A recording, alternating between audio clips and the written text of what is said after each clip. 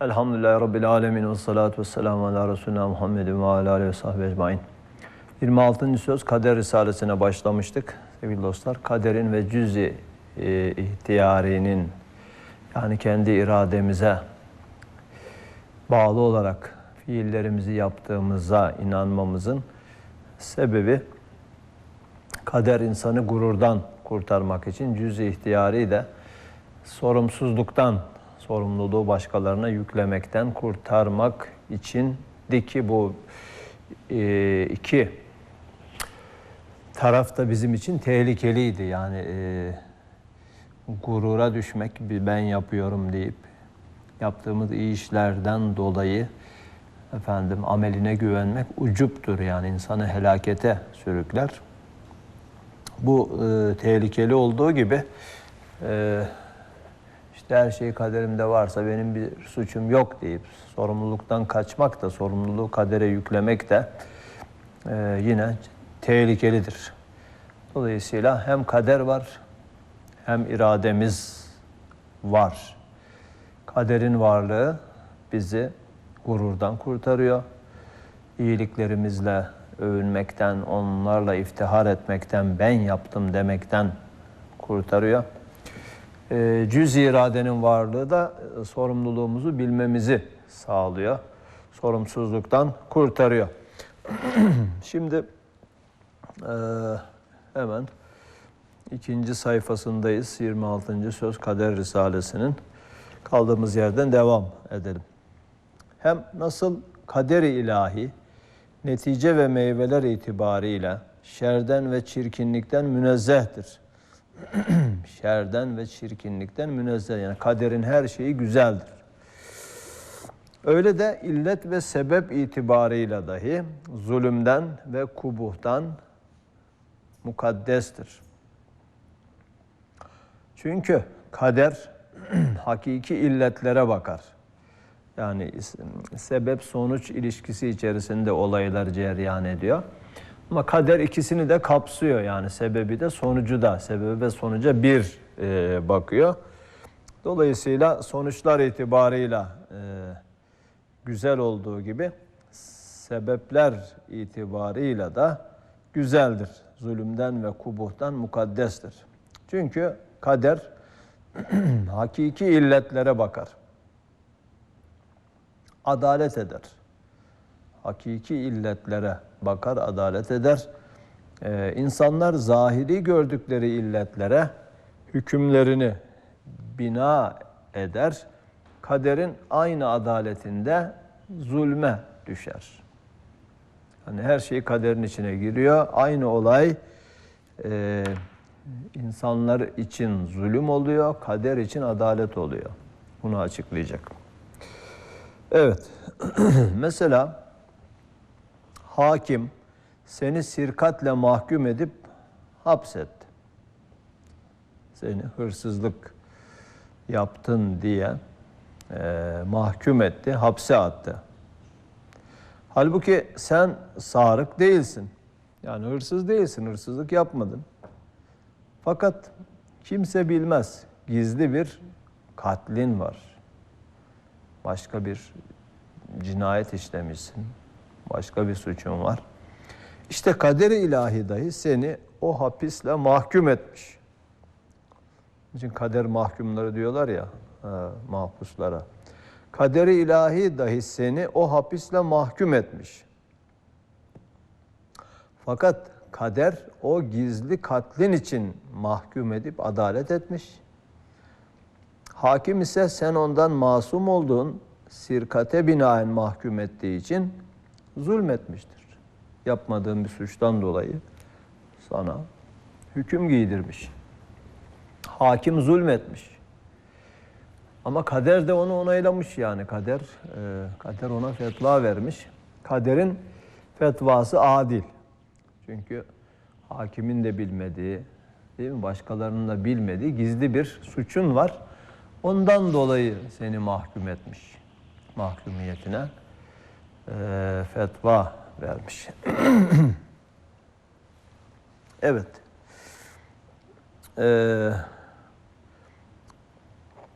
Kader o gizli katlin için mahkum edip adalet etmiş. Hakim ise sen ondan masum olduğun sirkate, hırsızlığa binaen mahkum ettiği için zulmetmiştir. İşte şeyi vahidde, yani aynı şeyde, tek şeyde iki cihetle kader ve icadı ilahinin adaleti ve insan kisbinin zulmü göründüğü gibi başka şeyleri buna kıyas et. Demek kader ve icadı ilahi mebde ve münteha, başlangıç ve sonuç, asıl ve fer, illet ve neticeler itibarıyla şerden ve kubuhtan ve zulümden münezzehtir. Onun için insan başına gelen her şeyden dolayı, bakın bu çok güzel bir bakıştır, müminane bir bakıştır. Yani zulme de uğrayabiliriz, haksızlığa da uğrayabiliriz. Değil mi? Benim ne suçum var ki bu başıma geliyor deriz ya, böyle demeyeceğiz. Böyle demek yanlıştır. Zaten ne suçum var ki demek insana suç olarak yeter. Ne eksi, ne kusurum var ki, ne demek yani ne kusurum var ki, baştan aşağı insan kusurla alude bir varlık. Hamuru kusurla yoğrulmuş bir varlık. Kusursuzluk Allah'a mahsus. En büyük kusur zaten ne kusurum var ki demektir. Kendini kusursuz görmektir. Onun için böyle demek yerine ne yapacağız? Böyle demek yerine yani kader neden buna izin verdi? Kaderin her şeyi güzel olduğuna göre kaderin buna izin vermesinde de bir güzellik var. Bu güzelliği bulup çıkarmam lazım. Bundan nasıl faydalı bir ders çıkarabilirim demek. Onu anlamaya çalışmak. Evet, sana zulmedene karşı hakkını ararsın. Yani onun zulmünü örtbas etmezsin. Hakkını savunursun. Ama kadere karşı da yani belki benim bilmediğim başka suçlarım var, başka eksiklerim var, günahlarım var. Onların affı için, onlara kefaret olması için kader de beni böyle mahkum etti diye düşünmek güzeldir. Müminane bir bakıştır. Dolayısıyla ondan bu şekilde bir bakış açısı istifade ederiz. Yani başımıza ne gelirse gelsin, ondan faydalı bir ders çıkararak onu kendi gelişmemize, kendi büyümemize, manevi terakkimize, tekamülümüze basamak yaparız, vesile yaparız. Yani yenilsek de ondan bir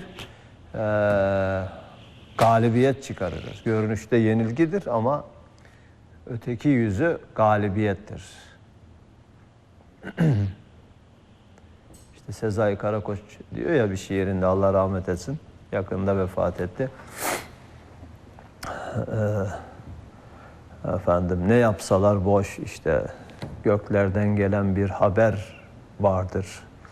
Yenilgi yenilgi büyüyen bir zafer vardır. Özellikle bunun altını çizelim. Yenilgi yenilgi büyüyen bir zafer olur senin hayatın. Yani yenilgilerin de seni büyütür, galibiyetlerin de büyütür. Galibiyetlerine şükredersin. Allah'ın sana nasip ettiği başarı, zafer olarak onları değerlendirirsin, şükrünü artırırsın, seni yüceltir, geliştirir. Yenilgilerine, görünüşte mağlubiyetlerine, uğradığın haksızlıklara filan, bunlara da muhakkak eksiklerim var ki bana bu çektiriliyor. Ders çıkarmam lazım. Hayatımda düzeltmem gereken şeyler var veya bundan nasıl bir ders çıkarabilirim diye düşünerek onu da, yenilgiyi de zafere dönüştürmek mümkündür. Böylece her yaşadığın olaydan kârlı çıkarsın. Evet.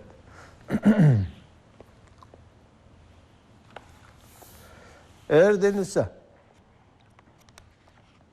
madem cüz-i ihtiyarinin icada kabiliyeti yok, bir emri itibari hükmünde olan kispten başka insanın elinde bir şey bulunmuyor. İnsan sadece yani tercih ediyor. Cüzi bir iradeyle tercihte bulunuyor. Kisipten başka elinde bir şey bulunmuyor. Nasıl oluyor ki Kur'an-ı Mucizül Beyan'da Halik-i Semavat ve Arz'a karşı insana asi ve düşman vaziyeti verilmiş? Değil mi? O düşmanlıkta yamandır gibi ayetler var yani. Allah'a, peygamberine düşman olanlar filan diye Kur'an'da. Böyle düşman pozisyonunda insan anılıyor. Evet, halbuki insanın basit, küçük bir tercihi var yani. Cüz-i ihtiyar ediyoruz, kisp diyoruz. Bundan başka elimizde bir şey bulunmuyor. Nasıl oluyor ki Kur'an-ı Mucizül Beyan'da Halik-i Semavat ve Arz'a karşı insana asi ve düşman vaziyeti verilmiş. Halik-i Arz ve Semavat ondan azim şikayetler ediyor. O asi insana karşı abd-i mümine, mümin kuluna yardım için kendini ve melaikesini tahşit ediyor. Ona azim bir ehemmiyet veriyor. El cevap. Çünkü küfür ve isyan ve seyyiye tahriptir, ademdir. Halbuki azim tahribat ve hadsiz ademler bir tek emri itibariye ve ademiye tereddüp edebilir.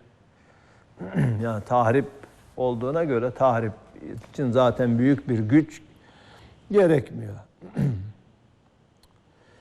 Bir tek emri itibariye, yani bir işi, bir görevi yapmamaya bağlı hadsiz ademler, tahribat, şerler meydana gelebilir.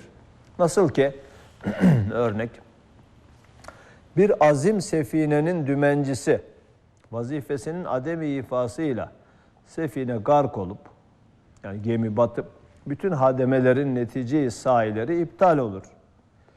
Bütün o tahribat bir ademe tereddüp ediyor. Yani büyük bir gemi, yüzlerce tayfası var, çalışanı var. Efendim. Birinin görevi de dümenci. Dümende yani. Bir gaflete düştü, uyudu yani hafif şöyle. Değil mi? Diyelim 10 saniye, 20 saniye. Daldı.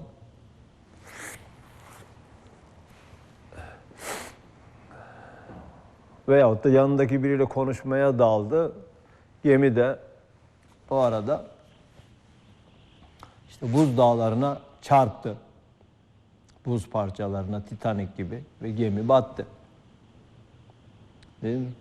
Binlerce kişi var gemide, yüzlerce çalışan var. Hepsinin emeği heba oldu, boşa gitti.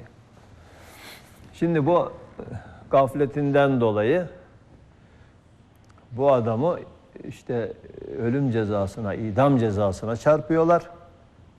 O dese ki, dese ki, ya ben ne yaptım yani azıcık 10 saniye, 10 saniyelik bir gafletimden, uyuklamamdan dolayı veya işte birisiyle konuşmaya daldığım için böyle adama idam verilir mi ya? Değil mi? Orantısız ya diyemez değil mi? İşte 10 saniye ama 10 saniye bak ne? Orada yüzlerce tayfanın bütün çalışmalarını, değil mi? Binlerce yolcunun hayatının heba olmasını netice verdi. Her şeyi berbat etti. Diyor, tetiğe basıyorsun, karşıdaki adam ölüyor. Müebbet hapis. Ya ben bir saniyelik işim için, bir saniyelik yaptığım, işlediğim suç için müebbet hapis verilir mi? Yani bir saniye dediğin şey adamı öldürdü ya. Adamın hayatı gitti. Demek ki tahribat kolay. Yani böyle basit, az filan diye şeyden, cezadan kurtulamazsın. Ona sığınamazsın. Çünkü o az şeyin tahribatı çok büyük olabiliyor. Bir kibrit bir ormanı yakıyor. Ya ben ne yaptım? Bir kibrit çaktım işte filan. Lan bir kibrit çaktın ama orman yandı. Değil mi? Tahribat intişar ediyor, yayılıyor yani. Onun için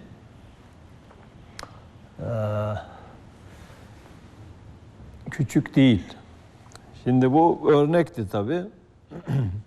Öyle de küfür ve masiyet, yani bir insanın Allah'ı inkar etmesi, küfre düşmesi veya günaha girmesi, masiyet içinde olması adem ve tahrip nevinden olduğu için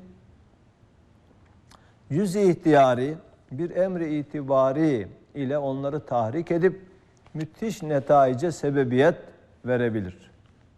Zira küfür çendan bir seyyiyedir.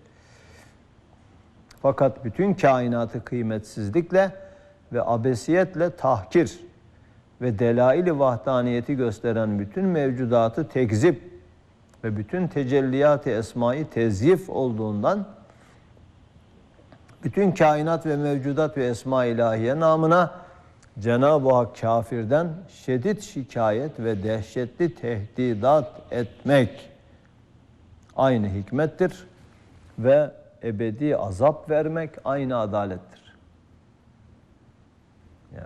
Ya işte bu bilinmiyor yani. Onun için ebedi cehennemle insanı tehdit etmesi Cenab-ı Hakk'ın böyle orantısız güç gibi geliyor yani. Allah zaten her şeyin sahibi, aciz bir kul işte. Yani aciz, tamam, elinde cüzi bir ihtiyarı var ama işte onu yanlış kullandığı zaman tahribatı intişar ediyor insanın. Yani bir anlık küfür, Allah'ı inkar etmek, her şeyle yaratıcının bağını koparmak ve her şeyi ademe mahkum etmek, her şeyi adeta öldürmek gibi bir cinayet oluyor. Onların değerini düşürmek oluyor. Çünkü her şeyin değeri yaratıcılarıyla, değil mi? Yaratıcısı vasıtasıyla, yani yaratıcısına göre Allah'ın memuru olarak her şey kıymet arz ederken değerli, onunla bağını kopardın mı onu şey yapıyorsun yani. Onu kesmiş, öldürmüş oluyorsun. Değerini düşürmüş oluyorsun. Onu tahkir etmiş oluyorsun. Ona psikolojik bir şiddet uygulamış oluyorsun. Yani bütün kainata karşı bir tahkir, küfür bu anlama geliyor. Adam diyor ki mesela, ben diyor ya, veya kendisi başkası için soruyor, yani bizim öğrenciler çok sorar bunu. Yani adam tamam ateist ama çok da iyi birisi yani. Ateist ama çok da iyi birisi. Nasıl oluyor ya? Yani adam şöyle dese mesela herkes anlar. Değil mi? Böyle. Bir insan bütün çevresindeki insanlara iyilik yapıyor ama görünüşte iyilik, hediyeler veriyor.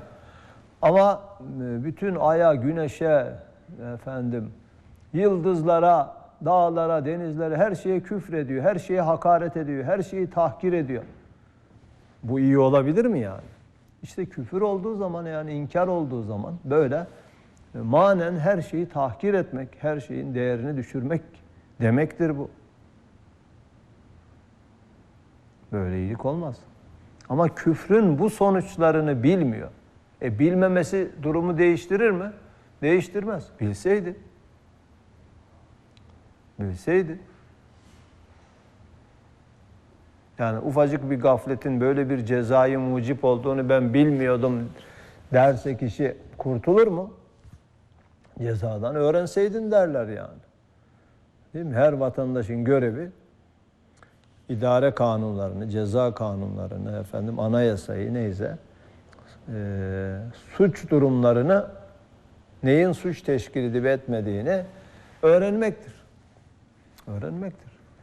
Her kulun görevi de Allah'ın koyduğu kuralları, kanunları öğrenmektir. Bilmiyorum, mazeret teşkil etmez. Bilme imkanın varsa, öğrenebilecek idiysen, bilmiyorum demek seni kurtarmaz. Evet.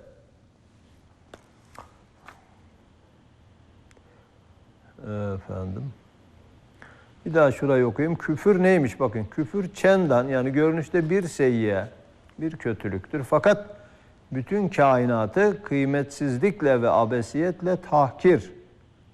Bütün kainatı kıymetsizlikle, yani siz boşu boşuna varsınız. Varlığınızın hiçbir değeri yok. Hiçbir kıymetiniz yok demektir. Atomlardan yıldızlara kadar tüm varlığa böyle hakarettir. Çünkü yaratıcı yaratmamışsa, yani kendiliğinden olmuşsa her şey, yokluğa mahkumsa onun gerçekten bir anlamı, bir değeri yok demektir.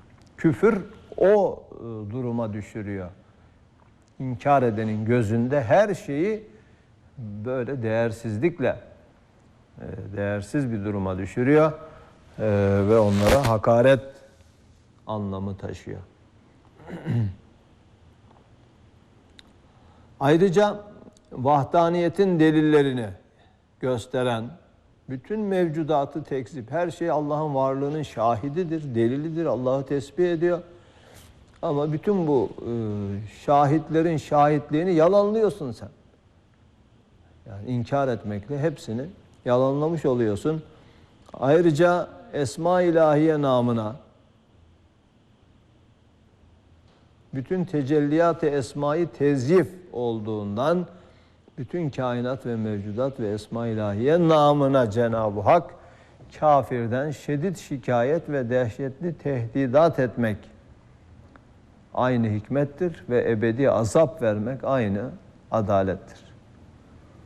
Yani o zaman insan onu araştırması lazım, yani böyle hep bütün surelerin başlarında Rahman ve Rahim isimleriyle bize kendini takdim eden, yani eşsiz sonsuz merhamete sahip olan bir yaratıcı, demek böyle cehennemle tehdit ediyorsa, böyle gazaplanıyorsa, demek ki onun tehdidine sebep olan bu suç küçük bir suç değil. Acaba nedir yani? Ben onu küçük zannediyordum ama demek ki çok önemli bir şeymiş diye onun hakikatini burada açıklandığı gibi öğrenmek düşer her kula. Evet, madem insan küfür ve isyanla tahribat tarafına gidiyor, az bir hizmetle pek çok işleri yapar. Onun için ehli iman onlara karşı Cenab-ı Hakk'ın inayeti azimine muhtaçtır. Yani inkar yolunda gidenlere karşı, günah yolunda gidenlere karşı Allah'ın kulları Cenab-ı Hakk'ın inayeti azimine muhtaçtır. Çünkü 10 kuvvetli adam bir evin muhafazasını ve tamiratını deruhte etse, üstlense, haylaz bir çocuğun o haneye ateş vermeye çalışmasına karşı o çocuğun velisine, belki padişahına müracaata, yalvarmaya mecbur olması gibi müminlerin de böyle edepsiz ehli isyana karşı dayanmak için Cenab-ı Hakk'ın çok inayatına muhtaçtırlar. Onun için Cenab-ı Hak'tan yardım istiyoruz. Yani bu şerlilerin şerrinden bizi koru. Ahir zaman fitnelerinden koru. Değil mi? Çünkü o fitneler ufak bir şey. Bazen bir söz işte bir yangın çıkarır, yani bir ailenin dağılmasına sebep olur. Değil mi? Bir kibritin bir orman yaktığı gibi efendim, fesat, yangın çıkarmak isteyen fesat şebekelerinden Cenab-ı Hakk'a sığınmak bunun için gerekli. Biz de sığınıyoruz. Cenab-ı Hak da inayetini ehli imana nasip ediyor, edeceğini Kur'an'da söylüyor. Evet, bir elhasıl bölümü kaldı. 2 paragraf bu birinci mebhasın. Ona birazdan devam edelim.